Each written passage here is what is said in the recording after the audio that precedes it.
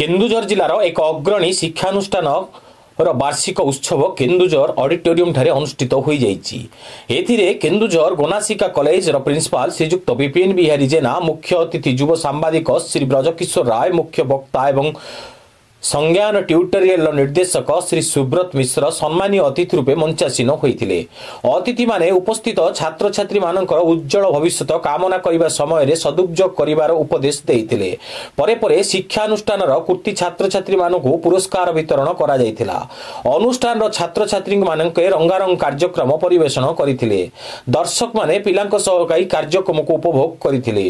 अनुष्ठान निर्देशक श्री सरोज पही वार्षिक विवरणी पाठ करथिबा बेले शेष में अनुष्ठान चेयरमैन श्री नीरज पही समस्त को धन्यवाद जणाइथिले। अनुष्ठान पूर्वतन छात्री सौम्यश्री दास मंच परिचालना करथिले।